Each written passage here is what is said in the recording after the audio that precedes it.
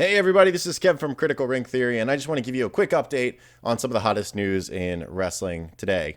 Actually, one of the biggest things is a guy that everyone expected to head right to AEW to be with his little buddies, Marty Scurll, Villain Industries, has reportedly, according to PW Insider and also confirmed by Dave Meltzer, he has actually re-signed with Ring of Honor, joining the booking team. So he's not only just acting as a performer under this contract, which is said to be a massive, maybe one of the largest contracts, if not the largest contract in Ring of Honor history. He's not only going to be there as a performer, but he is also going to be sharing the book right at the very top alongside Hunter Delirious Johnson. And that is apparently already started. This past weekend, this is January 13th, this past weekend, apparently he was responsible, or at least partially responsible, for a lot of the control around the shows that Ring of Honor had run. So that kind of gives you an idea already of how much control he has within the company, that Ring of Honor is failing a little bit. Obviously, Impact is in a worse position, and Ring of Honor is not what it was back in the day, but of course it's still going around. They have a free show coming up actually in Baltimore in early February. Hopefully that helps out a little bit. But right now, the fascinating piece is that Marty Scurll is actually in a position where he can make a hell of an impact, even though I'm not sure he's ever booked anything before, truthfully. But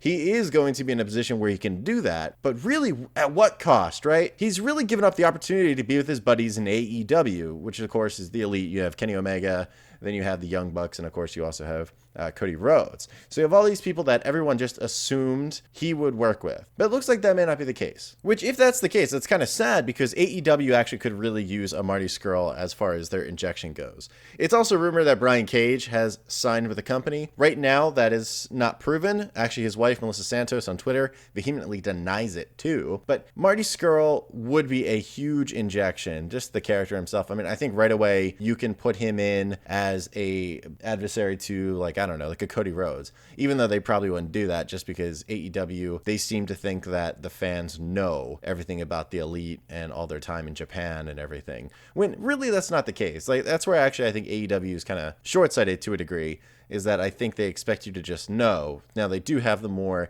niche audience compared to the WWE, although I guess their numbers say otherwise when you look at NXT. But of course, you have to keep in mind that they and NXT pretty much fight for the same little subsection of wrestling fans. But anywho, he's going to have the book in this, which means he's going to have a lot of control over Ring of Honor. But really, I think the fascinating piece that hasn't been narrowed down in all the reports, because no one really knows what it is, not Meltzer, not PW Insider, the idea that with him being with Ring of Honor, does that mean he can't participate in another promotion? Really, some of the reports I've seen is that it's actually part of the reason why he is in the position he's in is so that he can create pathways from Ring of Honor to NWA and also to New Japan Pro Wrestling and potentially to AEW. Now, we don't know the exclusivity. If there is exclusivity that basically says he will not be able to participate with the WWE or AEW, then I think a lot of wrestling fans are going to be very upset about this move from Marty Scurll. They're going to say he sold out, which would be one of the funniest things I've ever heard, considering the elite stopped being an indie promotion and they decided that they would try to become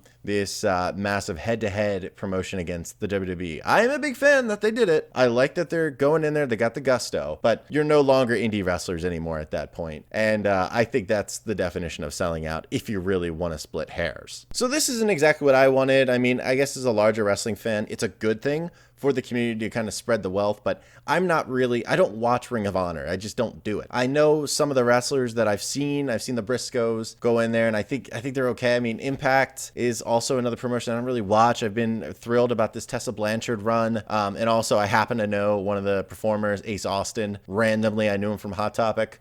So like, it's kind of cool to see some of these people, but I have kind of a hook there. So if Marty Scurll is going to stay at Ring of Honor, great. I probably just won't see him very much. If he had gone to AEW, I think he would have had some great feuds that would have enhanced the product greatly, even though I think that AEW's problems are so much bigger.